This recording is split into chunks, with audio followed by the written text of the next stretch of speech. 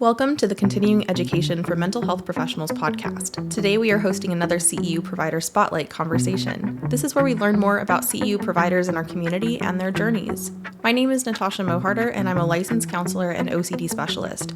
I run the Facebook group CE for Mental Health Professionals, and if you're a mental health professional, we'd love to have you join us in that space. I'm so excited to be joined today by our very special guest, Shaina Siber-Sanderowitz. She's an integrative therapist and social worker and founder of Affirm Mental Health, LLC, an accredited CE provider delivering evidence-based, affirming, and accessible education for mental health professionals. Through clinically rich, trauma-informed, and culturally inclusive trainings, Affirm equips therapists with the tools to serve diverse and marginalized communities. Shaina also hosts the Affirming Minds podcast, engaging with mental health experts to offer practical insights and CE opportunities. With 15 years in community mental health in the Bronx, she has held clinical and leadership roles and served as faculty at Arizona State University and Albert Einstein College of Medicine. A respected educator and speaker, she has developed training on structural humility, LGBTQ+ affirming care, and interpersonal psychotherapy. She is committed to empowering therapists with the knowledge and skills to provide exceptional affirming care. Shaina, thank you so much for being here. It's such an honor to have you here today. Thank you so much for having me, Natasha. It's such a pleasure. What inspired you to start Affirm Mental Health and enter the world of continuing education? As you mentioned, I am currently in Arizona, but back when I was working at a large hospital institution in the Bronx, New York, the New York State Board of Social Work suddenly changed its continuing education requirements for licensure in 2015. Overnight, social workers were required to complete their CEUs with a limited amount of approved providers in those early years. So the options were incredibly limited. Most were expensive. At that time, it was really in-person only. I'm sure there's a few exceptions, but often the courses required long travel. And so for me, it wasn't really a question of taking the courses I wanted or ones that would best serve my clinical needs or educational needs.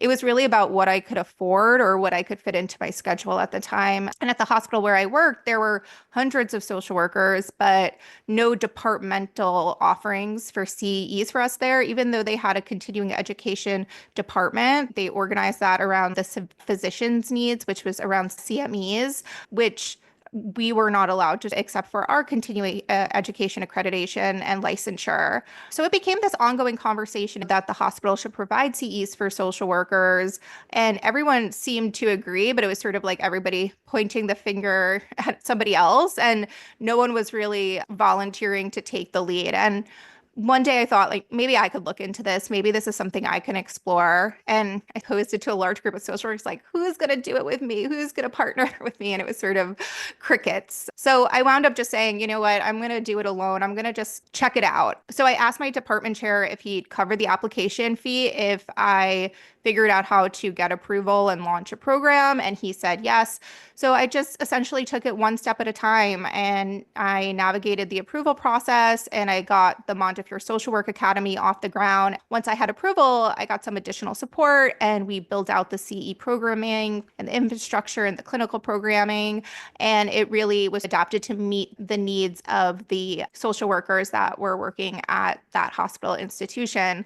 So when I moved to Arizona, I really had interest in sort of thinking about transferring those skills in CE program development, because I was still finding that many of the CE options that were available were either too theoretical or didn't truly address the complexities of real-world clinical practice. And I wanted to create something different and something that would really prioritize clinicians that were doing therapy.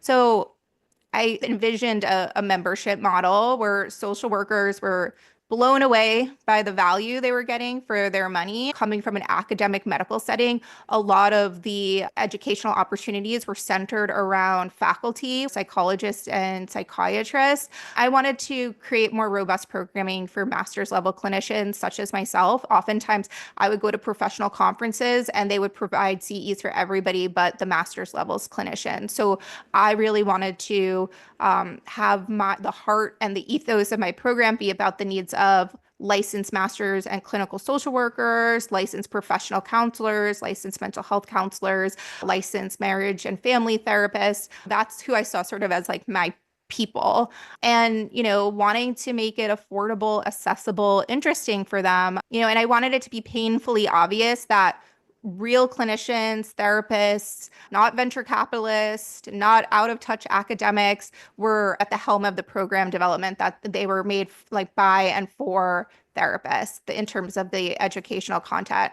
So that was sort of like how Affirm Mental Health was born. And my goal was to provide CE courses that aren't just evidence-based, but really relevant to daily realities of clinical work. So therapists could feel more confident, they can feel they're strengthening their skills, and hoping that would translate to people feeling more engaged and more fulfilled. Because when we feel like we're thriving and doing good work, that clearly translate to improved outcomes. And I also wanted this to reach the clients that we're treating. You really saw from your own experience that there was a need, that there was a gap in accessibility for continuing education units that really matter, that can actually be effective and supportive in our work with clients.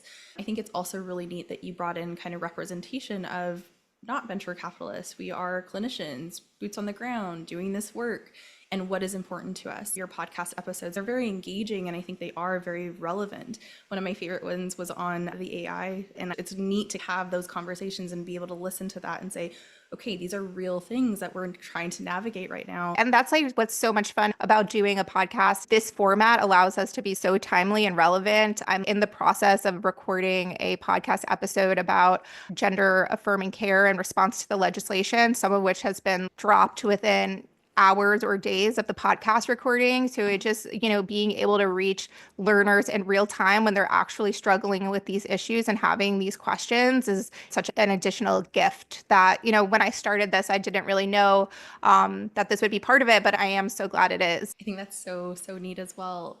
And so when you started Affirm, you started it as a solo effort. What were some of the biggest challenges as well as some of the wins along the way when you're kind of at it solo? So it was me, myself, and I was terrified. So when I told everyone I was moving to Arizona and starting my own business and that I wanted to launch my own accredited continuing education program, I kept on hearing like, "You're so brave. Oh, you're so brave." And it's like, I'm sure that's intended to be a compliment, but it's like, oh no, like these people, I don't know if I want to be brave. So internally, I was thinking I'm 100% self-funded. My family is relying solely on me for my income. My children need to eat. They need clothes on their back. It's a massive financial risk. And, moving across the country was expensive. And my husband and I made the decision that he would take over family responsibilities while I focused on growing the business. And that meant no more employer provided health insurance, no more 403B, 401k contributions, no safety net, just me building something from scratch. And I think taking the leap was the hardest part because I had this incredibly clear, compelling vision of the life and business I wanted to create, and what I could offer and the people that I wanted to reach. But I had to push past that fear. I think there was a long time that I thought about this, but I was like, when I'm ready, when I have enough money, when these conditions all are met.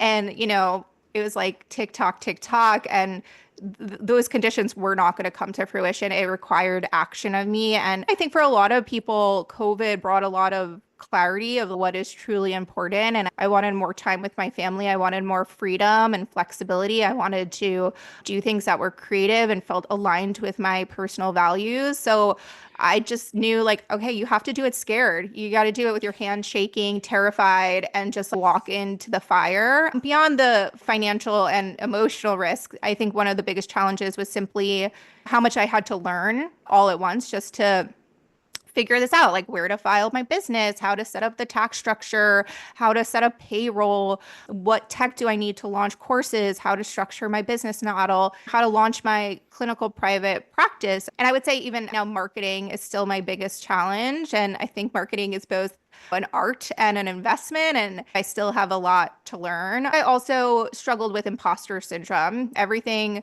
I saw about running a business screamed, you must have a hyper defined niche. I'm an integrative therapist through and through. And I spent years in community mental health managing these massive caseloads.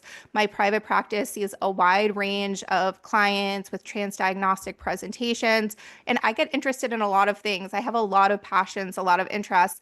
And I didn't know if I could succeed without niching down. I kind of felt like a jack of all trades and a master of none. But ultimately, I realized that most clinicians, especially those in group practices and community mental health or early in private practice, they aren't super niche down either. They need to know a lot about a lot. They need practical, flexible, evidence-based trainings that reflect the realities of clinical work across different populations. Most people doing clinical work are not, handpicking their patients. They're getting assigned a caseload. Their intakes are being scheduled on their behalf. So they need to be prepared for a wide range of clinical presentations, people with different social and physical locations. So that's the risk I was taking, serving therapists who, like me, wear a lot of hats in their private practice. And then there's been so many incredible wins. I'm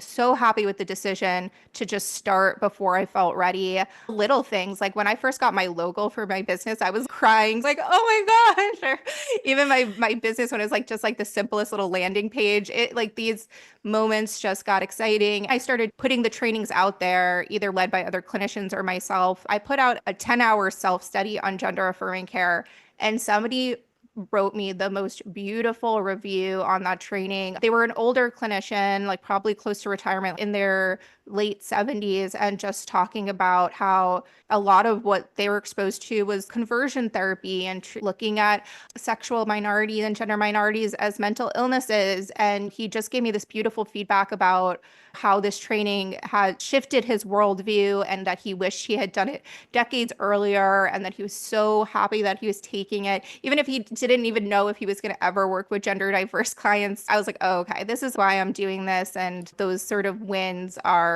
so incredible and so fulfilling. I so appreciate your willingness to share a little bit more about kind of the mindset that has to go into creating something. We want to wait for the right conditions, or we do see other people being successful and we're like, oh, we have to figure out, exactly their systems, or what are they using, or okay, niching down, great. What does that look like for me? And not all of us fit in those boxes, right? And it is risky to go out on our own, but it can also be so, so incredibly fulfilling as well. One of the reasons that I actually really like your podcast too is you do have diversity included, and I could see where they're very relevant, very helpful for clinicians in their practice. And I can only imagine how many clients then get impacted by that. And I think I'm so lucky because I get to benefit from having a really broad lens, but then I talk to people who are super specialized and niche down, and they're just like brilliant about what they know well. And I get to just like soak in their genius. I think that's one of the most fun things too in both the live virtual workshops I offer and the podcast. I'm not always the trainer. I'm oftentimes not the person who's like featured in the educational piece. So I also get to benefit so much from the courses I offer selfishly. So also through that lens, I'm like, what do I want to learn? What do I want to hear about? What do I want to know more about? And I think just like me authentically being interested and inspired by the amazing people that have been so generous to come and teach for Affirm or be featured on the podcast, has really served it to be sort of an authentic brand. One of the reasons I love doing this podcast is because I really get to connect with different providers that are also, I'm like, how did you do that? How did you jump through the hoops and push past the fear and imposter syndrome and everything else? Yeah, absolutely. And I think just like being transparent too, that my podcast is not monetized. And I think that yeah, that's the part that's hard. We see sometimes a lot of people succeeding in this space, and it, like anything else that's being sort of forwardly presented, we kind of fill in the blanks and make assumptions about their income and how it's like generating. And I think right now my business is very much an investment, and I believe in it wholeheartedly. And, I'm so excited to scale. But right now, yeah, it's my one-to-one clinical work that is like supporting this business. And, I want to be transparent with other people that have this interest of diversifying their income. don't give up, because I think a lot of it is slower and more steady than, social media or sort of our assumptions would lead us to believe. And, I'm totally okay to be transparent about that, because I think therapists are awesome and they have so much to share, and being willing to do it like slow and small and consistently. Like if something doesn't blow up overnight, doesn't mean that it's not valuable and a worthy contribution. You bring up another really good point, and you mentioned this earlier about the marketing piece. I think so. As a clinician, I didn't do any sort of studying for business or marketing or advertising, and so this has all been kind of new for me. And one of the things that I've realized on this journey is marketing is you have to play the long game. You Yeah. really have to continue to be consistent, to show up. And sometimes when I first started putting out my own trainings, I wasn't advertising as much. I thought, oh, I'll post something and then nobody shows up or has interest. Well, I guess that wasn't a good idea. Yeah, and I think we're all on the other side of that. We're inundated with ads and content, and we see things all the time. Bypassing something or not engaging with something doesn't mean it's not valuable. So I really try to discern the quality of my program based on people I'm able to successfully get in the door, the people who actually take the courses. And it's just been so overwhelmingly positive. That's what like kind of keeps me engaged. But like most of the things that I put out in terms of advertising on social media, I get one thumbs up on Facebook, three hearts, and I'm like, yeah, we did it. The willingness to show up and feel invisible and ignored and stupid is 90% of the battle. There was a training that I wanted to register for. So I went and I was like, ooh, let me go register for it. Clicked onto it. And then lo and behold, there's other things distracting me, right? So then I'm like, oh, okay. And I move forward. That training was still something that I wanted to do, but it wasn't until a couple weeks later when I saw it advertised again that I was like, oh yeah, I went to click on that and I got distracted. So I do think that sometimes when we're kind of putting ourselves out there and it feels anxiety provoking, we can say, nobody likes it. It was a bad idea. Somebody might have had ADHD and got distracted, and it's okay. We just need to tell them again. Yeah, exactly. Exactly. So you are growing, and you've brought on someone to support your vision. How has that changed the way you operate, how you're growing? Yeah. So shout out to Lindy, my operations and marketing coordinator. Bringing on Lindy was amazing. And, honestly, scary. I knew that if I wanted to grow, I had to invest in a team. I'm doing like 30 plus hours of clinical work a week, and I was trying to grow the CE program as much as I can independently. And I, recognized at a certain point, I definitely had to let go to grow. Like it was just the only way. But I also wanted to do it like ethically. I wanted to pay someone well. I wanted to offer them flexibility. I wanted to create a work experience for them. So putting someone on payroll was like definitely the biggest and most important investment I made in my business. And it's really helped in the way I operate. So just as an example, before I hired Lindy, I was about 85% done with my ASWB accreditation application. So that's for the Association for Social Work Boards. And I hit a wall. I can hyper focus and I can fly through something. But then when I hit a roadblock and all those small details and organizational work come up, it starts to feel like reading code or a language I don't understand. And Lindy, on the other hand, just has strengths that I don't. So when she came on, we were able to get through that application. She's incredibly organized, she's detail oriented. And on top of that, she's just a very genuinely kind person. Also, in terms of like just letting yourself start small, like to me, like someone's values and their worldview and their mindset was more important than their resume. Not that she doesn't have wonderful experiences and all of that, but she didn't have any marketing experience. She had never worked for a mental health service. She never worked for a digitally based business, but she intuitively understood the ethos of Affirm Mental Health, and she was so willing to learn. I couldn't have started to scale this business without her. The entire last year has been about building the back-end infrastructure so that we can scale. She helped automate so many administrative tasks and CE-related processes, which freed up my time so I could focus on creating content and networking with educational clinicians, growing the business, and doing my psychotherapy practice. She was also the one who really pushed me to launch the Affirming Minds podcast. I initially thought that was something we would do much further down the line, but with her support, we were able to launch it within like 4 weeks within deciding that we were going to do it, and then we could just move forward. So I think, especially because I still am doing so much clinical practice, which I love, I'm just doing a lot of it. I'm still a little bit in that trading time for money. And I think bringing her on was really sort of, valuing my time in a different way and really want to optimize my time for the things that are going to be contributing most meaningfully to the business. I also appreciate that you share your experience of really balancing and maintaining a pretty large caseload while you're trying to launch this other project as well. As we look at adding additional income streams, sometimes we have to be the patron of our own art. My clinical work is funding this project right now with the intention and the goal of it being self-sustaining eventually. Yeah, that's my hope. My fingers and toes are crossed. And I really believe in that potential. And I think now we're really in a position that that's possible. But you have to build it out first. If there was some wild world where a year ago that thousands of people started signing up for our membership, I wouldn't have been ready. Like it would have like it imploded on itself in a way.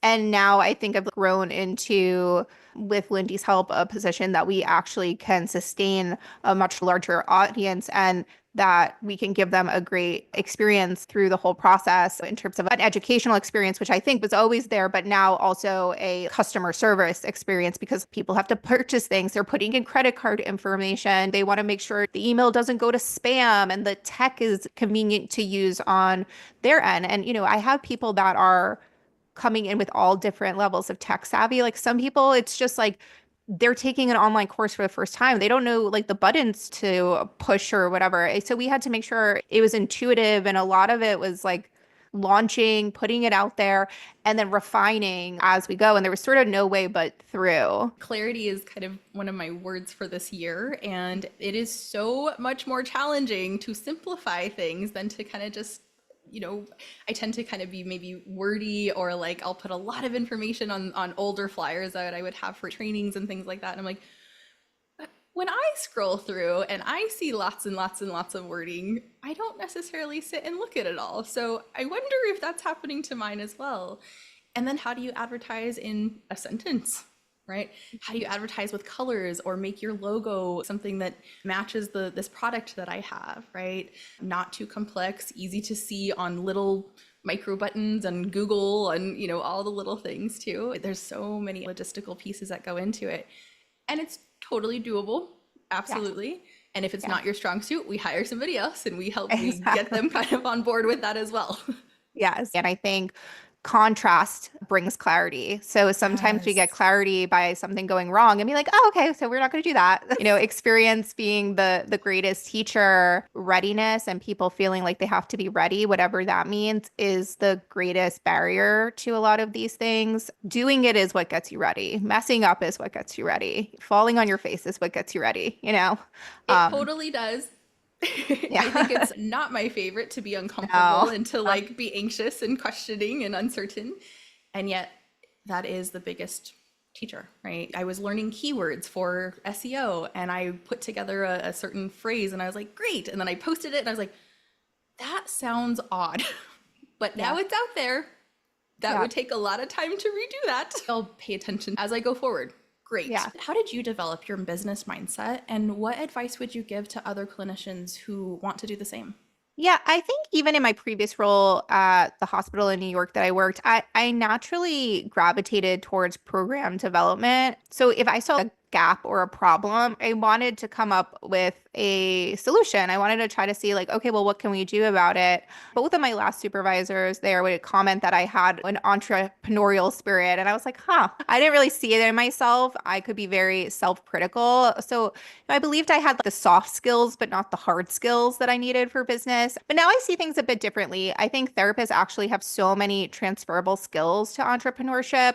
We're constantly solving problems. We're adapting to new challenges. We're thinking creatively. And I think those are all essential for building a business.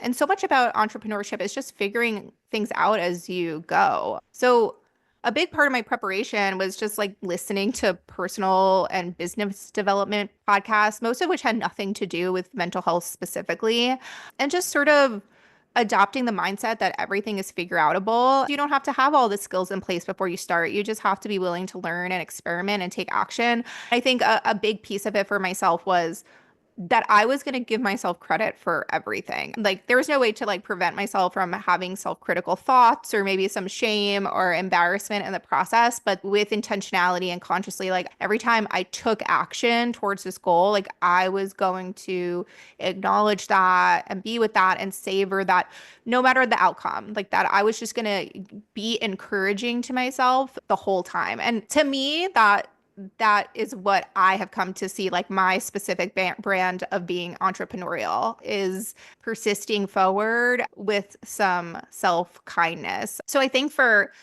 clinicians who want to develop business acumen, recognize that you have transferable skills, recognize like you're not starting from scratch. Therapy trains you to be adaptable and intuitive and resourceful, and all of that will help you. I think it's just sort of like bringing out what is already entrepreneurial within you rather than thinking it's something you don't have that you have to earn or get. Instead of focusing on what you don't know, lean in what you can figure out, invest in your learning. And I think podcast, books, courses, and then surround yourself with positive people. If you're going to be around people that speak to your limitations or tell you why it's going to be too hard or too challenging or why it's not going to work, that can be sort of infectious. And no shade to people, that sometimes people are trying to be helpful or play devil's advocate. That's their temperament. They're a bit of a contrarian.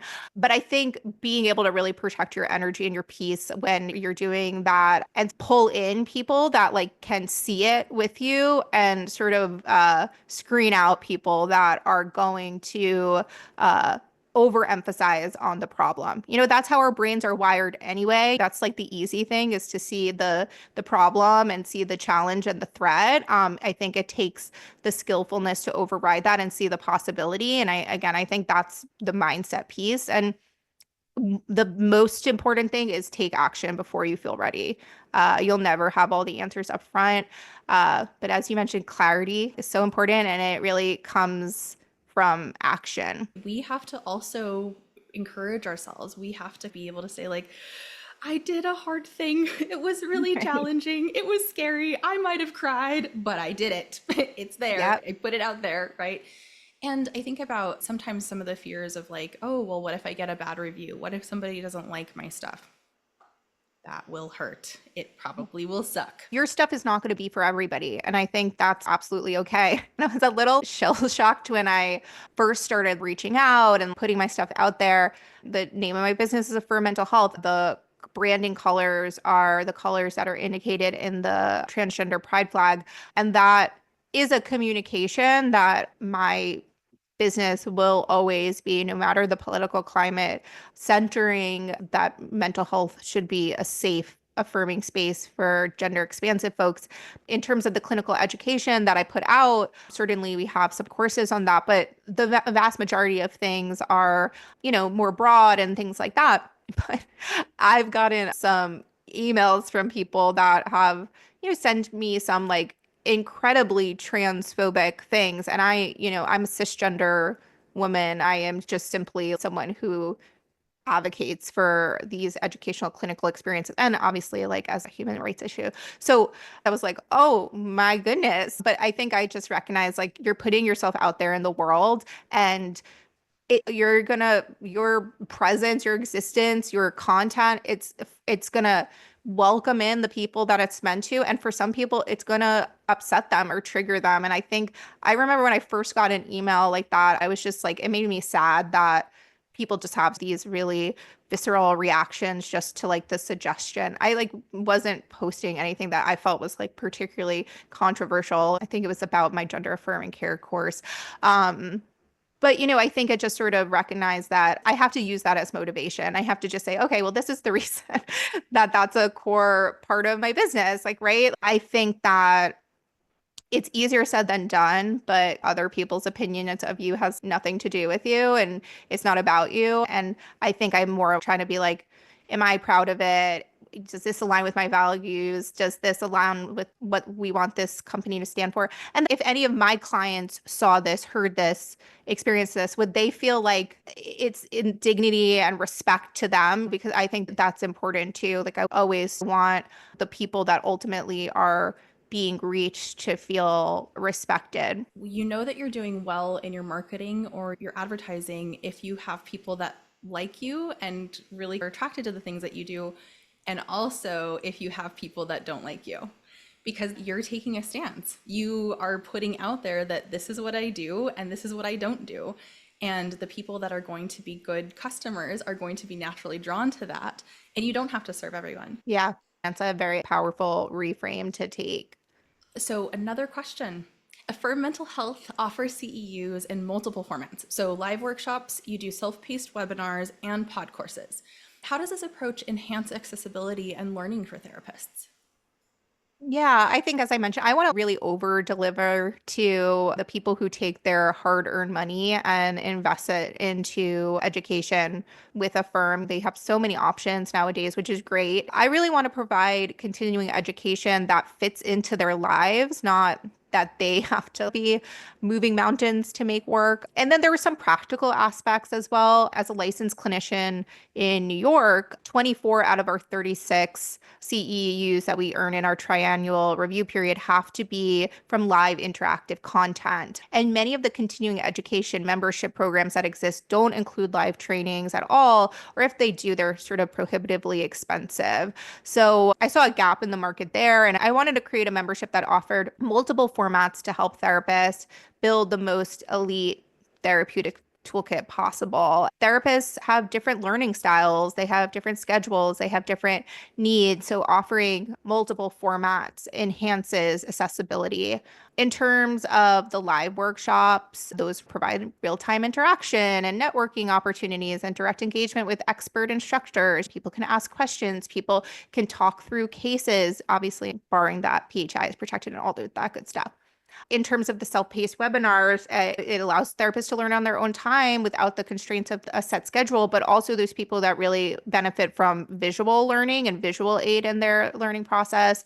And then I think for many people, pod courses are really like game changers. You can listen to CEUs on the go. I think if there's one thing therapists don't have is a lot of time. I just really wanted to maintain quality and offer content to more clinicians in a way that feels sustainable and supportive of them and the way they learn best. Your courses focus on process-oriented, relational approaches rather than rigid protocols. Why would you say that is so important in clinical practice?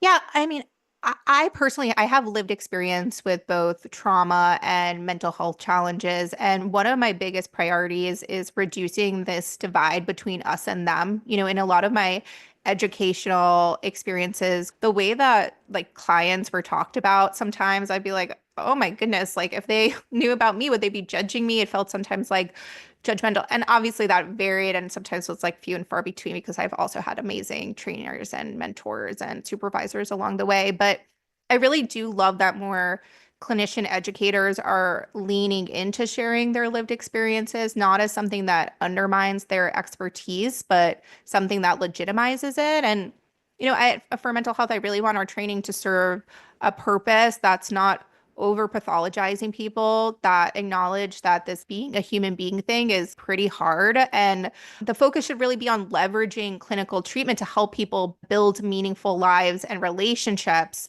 not just allowing rigid frameworks. And that's the criteria and lens I use for everything we put through Affirm. And that's not to say that we don't share evidence-based treatments that have protocols to them. We do trainings on ERP, cognitive processing therapy, prolonged exposure, all which have structured treatment. However, the clinician educators we have a flexible lens, and they can really talk about it in a way that translates to real clinical practices and the realities and challenges that come with that. I think that therapy is fundamentally about the relationship that we have with ourselves and other people. And sometimes when we're clinging too tightly to rigid protocols, we fail to capture the complexity of human experiences. There's some people that think that anything that is not 100% in pure fidelity is sort of like bullshit treatment. It's like less quality and less value. And I sort of think that our educational offerings counter to that a lot. We center the person, we center the people that benefit from the treatment. We don't have the treatment dictate the way that the person is served, if that makes sense. I think that old adage that principles over protocols, and while structured interventions absolutely have value, taking this process-oriented and relational approach allows clinicians to adapt intervention to each client's unique needs and their values and their structural and cultural context to foster genuine connections and trust, which I think is really essential for therapeutic progress, and promote flexibility and responsiveness and allow therapists to navigate the diverse and nuanced challenges that arise in real world clinical work. I want people to be able to go to trainings and have it translate into the way that they're providing care and reaching clients. So as I mentioned, I'm an integrative therapist through and through. So I really have no allegiance to any one modality. And yet I feel like I can learn from everybody. I care about what works for the human being that's in front of me. So that's really why we emphasize evidence-based strategies with a flexible, human-centered framework. Ultimately, therapy should be about meeting people where they are and not forcing them into rigid models that don't reflect the complexities of their lives. How do you incorporate trauma-informed and evidence-based LGBTQ affirming and culturally affirming principles into your courses? Yeah, so inclusivity and affirming care are really at the heart of Affirm Mental Health. And I feel like having the name Affirm Mental Health kind of keeps me accountable. Like I have to be thinking about this. So we don't like check a box. I really want to focus on integrating the principles at every level to ensure our courses are trauma informed, evidence-based, LGBTQ affirming, and culturally responsive. We prioritize those values by prioritizing trauma-informed frameworks. So our courses emphasize safety, choice, collaboration, empowerment, ensuring that both clients and clinicians are supported while reducing the potential for harm. It's also recognizing that the psychiatric, psychologic, social work traditions and our frameworks have historically harmed people, right? I think that a willingness to be with that and sort of be in that acknowledgement of always working towards betterment, while sort of that willingness to be with those uncomfortable truths, but also not extract the value of like research and good clinical products that have come from that. So I think always navigating that is important for me. Using evidence-based interventions is also incredibly important to me, whether it's ACT or EMDR or ERP. We really want to ensure our courses are rooted in interventions with a strong research foundation. My priority is clinical applications, right? So I don't want a training that's like 3 hours of talking about the research base or the theoretical framework. And that gender diversity, cultural and racial diversity, it's not an afterthought. It's woven into the way we discuss everything, into case examples to interventions and therapist reflections and challenges. So always highlighting intersectionality and that mental health treatment doesn't exist in a vacuum. I'm a big proponent of holding a structural competency framework and understanding how larger political, environmental, structural forces like racism, economic policies, et cetera, impact mental health experiences, and also thinking about what we can do outside of the therapeutic milieu to support clients in a way that is protective, proactive, and at a community level. So I hope that shines through in our offerings. It's certainly an intention, and it's something that I'm thinking about a lot. Many therapists dream of creating CEU courses but don't know where to start. What are the first steps that you would recommend? Yeah. So if you want therapists to receive CEUs, you'll need accreditation through a accrediting body like NBCC or ASWB or APA or the state level boards. I think that if you're considering becoming an independent CE provider, Google is your friend. Where I would specifically tell you to start is whatever discipline you are. So if you're a licensed professional counselor, I would go to the accrediting board where you receive your own continuing education from. So whether that be NBCC or your local state accrediting board, depending on what the laws are in the particular state where you are licensed or located, I would recommend just starting at the national level, because if you're going to do it, why not just get the broadest scope possible? Download the application and simply read the application. It's so easy to build this up in our minds to be this big, bad monster in your head. But if you go through the application and highlight what you need, it becomes much more tangible and doable. And you could say, I don't have this information. I do have this information. And it will tell you exactly what you need in order to start the process. You'll know where the gaps are. And then you could actually formulate a tangible plan around that. I think that if you're not quite ready to sort of go it alone, you can partner with an approved CE provider. It's a great place to start teaching as a guest with an existing CE provider, like Affirm Mental Health, just as a suggestion, but things like PESI as well. I think you can apply for your course to be offered through their programming. So it's sort of a great way to test the waters before building out an entire program.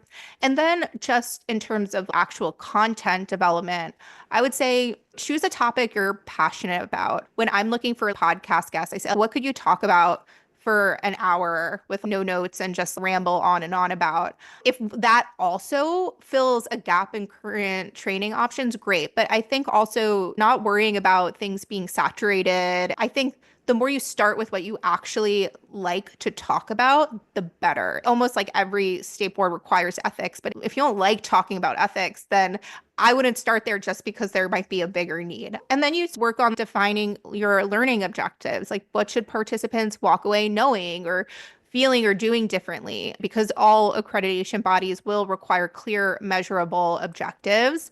And then you can start thinking about the format. Will it be live? Will it be a self-paced webinar or a pod course? Like right now, we're doing this on Zoom. You press record, it issues a recording. That is a self-study you could populate. Even if you don't know your distribution, like you probably have access to more things than you realize to get the process started. And then obviously, once you get all of that together, therapists need to know that your courses exist. So I'm still working on this, but social media, podcast guesting, email marketing are all great places to start in terms of getting the word out. I post so frequently because I have the weekly podcast and then we run a workshop and then we populate the self-study from that. So every week there's new content. I've been kicked out of a bunch of groups for posting too much. To me, that was so embarrassing. But again, it's just that willingness to just be like, no, I'm just going to do it. I'm just going to take forward action every day. We'll see what sticks. And sometimes it's just like those funny, like embarrassing moments where you're like, wow, I really don't know what's going on here, but I'm going to keep on showing up. That's so important, right? That piece of like, okay, that hurt, that stung a little bit, but I'm still going to show up. I'm going to do it again. I'm still going to keep posting. I've seen your stuff repeatedly because of that consistency. I've looked into your membership. I listened to your podcast because I'm like, it's cool. It's out there. You also had interviewed some ERP specialists, which I was like, this is amazing. I really like them. I'm going to check this out. But I wouldn't have known that if you didn't keep consistently showing up, right? Even if it's anxiety provoking, even if you only get one thumbs up. I do think sometimes people are lurkers and they don't always interact, but they still see. Yeah, that's what I'm counting on. I actually got approached by the venture capital company and I have like no interest in selling it. I think certainly not to a venture capitalist firm. No offense to anybody who takes that route. It's just not my journey. I was like, oh, okay, venture capitalists are seeing me. So I got out there enough that I'm in the competition. And that was kind of a fun internal moment for amazing. What a milestone, right? That is so cool. Yeah. But, I think one of the like other things too is by learning from other people, it really benefited my practice. So when we started to do the CE certificates, I had no idea how to automate the certificates. So I looked into a lot of different companies that could do it. It was just like, I wasn't making enough money to justify the cost. It was way outside of my budget. There was no way I could do it. And then I took a CE course, and they were using Certifium, and that tool streamlined our certificate process, and it was super affordable. Again, like not sponsored by them. It's just what I happen to use. And that's why it really pays to see how other people are running their programs, because it really can save you time and money. I swear I was researching this for months, and then I also think once you pick a platform, see what's free and available within what they're offering. So I run my courses through Kajabi. Again, like no sponsorship. I'm just sharing, no gatekeeping. There's pros and cons. Again, it was one of the bigger investments that I made in my business. They offer all of these courses within the Kajabi platform that tells content creators, how do you make a mailing list? How do you create a course? How do you automate responses? All of these things I didn't know about running a digital business were offered. I think just making the time, because knowledge is power in so many ways. I would also say that your Facebook group, Natasha, has been wonderful for me because it fosters a collaborative environment amongst CE providers, not a competitive environment. We can learn from each other rather than treating it like a zero-sum game. I love to see what other people are doing and how they're flourishing and what they're putting out there and what they're interested in. It's how I find a lot of my podcast guests. I would definitely endorse your Facebook group. I love it. I so appreciate that, Shaina. That definitely is the goal of that group, right? Is to kind of have us all come together. You don't have to be a venture capitalist in order to pursue these types of goals. And it's just, I'm so glad that it has been a resource. You're just putting out some really cool stuff. And it's neat to just kind of see what that collaboration can bring, or kind of having and fostering those different connections and the different conversations around these topics. That's really cool. So what's next for Affirm Mental Health? Are there any new courses or innovations you're excited about? Yeah, I'm super excited about Affirm Mental Health and where we're going in 2025. We're really trying to continue to grow and innovate, make high quality courses. Some specific things are expanding our pod course offerings. I feel like I'm always recording nowadays, and I love doing those interviews. It's amazing to connect with so many amazing clinicians doing such good work and bring those valuable insights directly to our audiences. Also doing live courses on topics that I think are deeply relevant and where there's a lot of clinical interest. So I have incredible clinician educators coming up doing trainings on AI and mental health, EMDR, narcissism. So while I host the podcast, I only lead about 20% of our live training. So it really allows us to bring in diverse voices and perspectives and expertise to really enrich our offerings. We have a monthly membership that is $17 a month, no commitment. You could literally come in, do all your courses, and be out for less than $20. We also offer group options for clinics and group practices. Is not going to take the place of being compensated appropriately or anything like that. But I think thinking about what are the ways that you can make your program or your group practice a wonderful place for your clinical teams to work. What is really nice is we can work with group practices and institutional partners to say, like, well, what does your clinical staff need? What kind of trainings do they want? What do your patient population need? And then we can tailor our clinical offerings based on the needs of our participants. So, we hope to really evoke more group and institutional partnerships. We really want to scale the Affirm Academy membership. And then we launched a YouTube channel a couple of weeks ago. We're really just focused on dissemination and making the information widely available by sharing video versions of the podcast and webinars that I host. And, this is especially important for me to also reach people who can't afford CEUs right now, or non-clinicians that still want valuable mental health insights. So I'm really excited to provide this as a free resource. I really want my courses to be accessible. So I launched a lot of these courses, and was not thinking about including closed captioning. It was a gap in my bias and my privilege in many ways. So I definitely want to go back and figure out a process for transcribing that we can put on the YouTube podcast versions to be available. My long-term vision, my like vision board goal is I would just love Affirm Mental Health to be like a go-to platform for continuing educations for master's level social workers. I'd love the podcast to reach a broad audience, the Affirming Minds podcast. It's so cool to see in the analytics for the podcast that people are listening in Malaysia and Spain and Germany. I mean, it just like tickles me so much. Like I got so excited about that. I want to help therapists not just meet their CE requirements, but grow and feel confident and feel fulfilled in their work. So you're going to keep on trucking along and trying to do that. You are being creative in how you disseminate the information. And okay, if I create this membership and an individual can have it, what about group practices? How do I offer it to them? How do I get this out a little bit more? And kind of, again, multiple ways of bringing in additional income for you. That's so cool. And if you didn't take the risk to go put yourself out there and do this, those people in Germany or Malaysia might not be benefiting from some of the stuff that you're producing, that you are putting out, some of these perspectives that are really important as well. And I just so appreciate your honesty and your authenticity with this, that we are going to make mistakes. There are certain things, whether it's bias, privilege, whatever it might be, and it's okay to then say, oh, okay, I'm going to do something else. Okay, how do I problem solve that? And again, kind of create that accessibility. It's just so, so cool. Yeah, thank you so much. I really appreciate that. Yeah.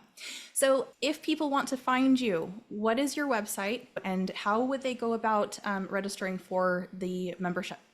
Yeah. So if you check out affirmmentalhealth.com, you could check out our courses. You can sign up for a membership there. If you're already a member, you can log in there. Affirmmentalhealth.com is like really the hub. If you want to follow us on social media, we're at Affirm Mental Health on Instagram. Feel free. You can follow me on LinkedIn. I'm Shaina Siber-Sanderowitz. I always love to connect. Love to hear from people what kind of courses they're interested in seeing from Affirm Mental Health. Also, anybody who's interested in becoming a CE provider and has questions about how to get started. Always love to see people taking action on their dreams. So, yeah.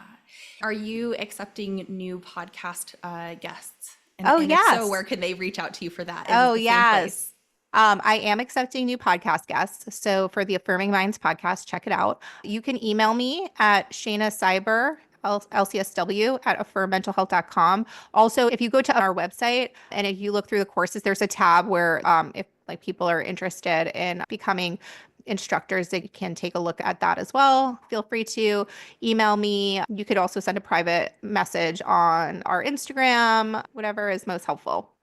That's so incredible, Shaina. The last thing, is there anything else that you want to make sure that we highlight? I think that I would just echo that same, like, start before you're ready, whatever that's applying to in your life right now, just start before you're ready. Absolutely. Such amazing advice. You had mentioned earlier that you are kind of researching for several months at times, and there is going to be research involved. We're going to have to find and do digging, and how do we search for the things we don't know what to search for just yet? We can get caught, I'm guilty of this, in procrastination learning and trying to feel ready enough. It just emphasizes that, are we ever going to feel ready? But we learn when we get out and we do it. Yeah. Shaina, it has been such an honor and a privilege to have you here today. I so appreciate your time and your willingness to share your expertise and your willingness to share more about the Affirm Mental Health podcast, the trainings that you offer, and just the things that you're doing in the field. Yeah, absolutely. Well, and likewise, the feeling is very mutual, and I love your podcast. And again, just like for our own sort of a self-encouragement, 90% of podcasts don't make it past episode 3. I'm like super proud. This upcoming week, I'll be releasing my 21st podcast, which will put me in like the 99% of podcasts for not giving up, right? So, I think also if people are feeling like the market is saturated in any of these spaces, the perseverance is key. And it's the consistency over intensity. You can never lose if you are willing to continually show up and not give up on yourself. So I feel like we should both mutually be proud of ourselves for getting past those statistics and keeping with it, even when it's hard and scary. Thank you so much for that encouragement, Shaina. Honestly, when I see you posting yours every week, I post one about once a month is kind of my cadence right now. And I see yours weekly and I'm like, that is so badass. And pod fade, not for Shaina. Not, right? Not for me either. We are going to absolutely embrace that. Because like you said, I think that when we start to put out projects like this and we can feel new, it can feel uncomfortable and it can feel like, did I even do a good job? What am I even trying to do here? It's important to me. I'm going to keep growing. I'm going to keep learning. Yeah, absolutely. Again, such an honor to have you here today. Such a pleasure to be able to meet with you and to chat with you about this. I would love to have you back in the future as you continue to grow your trainings and the podcast and everything that you're doing. Yeah, absolutely. And I would love to have you on the Affirming Minds podcast to talk about OCD. I'm really excited to just hear so much about your clinical perspectives as well. So absolutely. Anytime I'll come back, anytime.